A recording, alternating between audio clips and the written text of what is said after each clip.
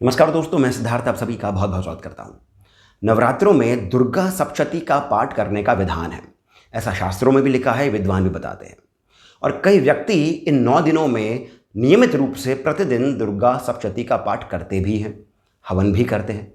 परंतु वहीं पर ही कई और व्यक्ति हैं जो करना तो चाहते हैं, किंतु व्यस्तताओं के कारण, वो नौकरी हो, कॉलेज स्कूल का टाइमिंग्स हो, या फिर आपको इन 9 दिनों में कहीं पर जाना पड़ जाता है, कोई अतिथि घर आ जाता है, किसी भी कारणवश हम चंडी पाठ नहीं कर पाते हैं। और फिर मन में एक ग्लानि रह जाती है कि इतना अच्छा अवसर आया था और फिर मैं उसका सदुपयोग नहीं कर पाया। ऐसे में आप 2 पाठ ऐसे हैं जिनमें से कोई सा भी एक पाठ आप कर सकते हैं जो अधिक समय नहीं लेता है। एक है देवी अथर्वशीर्ष, जिसे देवी उपनिषद भी कहा जाता है। ये दुर्गा सप्तशती की जो गीता प्रेस की किताब है उसमें भी दिया हुआ है, परंतु ये जो क्रमबद्ध रूप से दुर्गा सप्तशती का पाठ होता है उसमें नहीं आता है। कई जगहों पर इसको काउंट भी करा जाता है, परंतु कई जगहों पर इसको काउंट नहीं किया जाता है।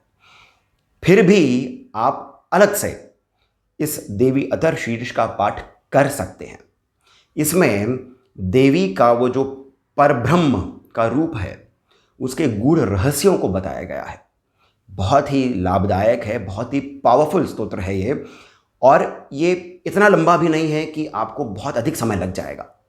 नियमित रूप से आप इसका पाठ कर सकते हैं। परंतु फिर भी यदि कोई और कारण आ जाते हैं और आप इतना लंबा भी समय, जिसमें आपको 15-20 मिनट लग सकता है, आप फिर भी वो समय भी नहीं निकाल पाते हैं, तब आप सिद्ध कुंजिका स्तोत्र का पाठ कर सकते हैं।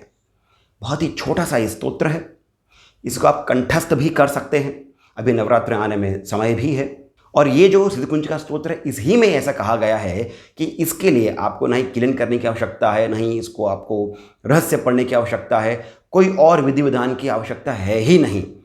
केवल इसका पाठ ही आपको दुर्गा पाठ जितना लाभ प्रदान कर सकता है। इसी चैनल पर हमने इसको पढ़ने की भी, इसके उच्चारण की भी विधि बता रखी है। ये जो थंबनेल आप देख रहे हैं ये उसी वीडियो का थंबनेल है। यदि आपको ये चैनल पर नहीं मिल पाएगा तो मैं इसको रीपोस्ट भी कर दूंगा, ताकि आपके पास में ये लेटेस्ट वीडियोस में दिख सके। कहने का मेरा तात्पर्य इतना ही है कि चंडी पाठ यदि आप नवरात्रों में कर सकते हैं तो अति उत्तम है, नियमित रूप से पूरे 9 दिनों तक। यदि नहीं कर पाते हैं तो देवी अथर्वशीर्ष, देवी उपनिषद का पाठ कर सकते हैं।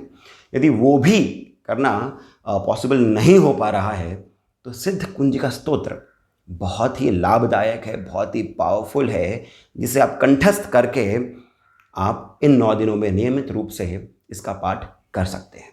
और तो और इसी चैनल पर हम कुछ ही दिनों में देवी अथर्वशीर्ष से जुड़े हुए गूढ़ रहस्य हैं, उनकी एक श्रृंखला आरंभ करने जा रहे हैं, यानी उनकी एक सीरीज़ हम आरंभ करने जा रहे हैं।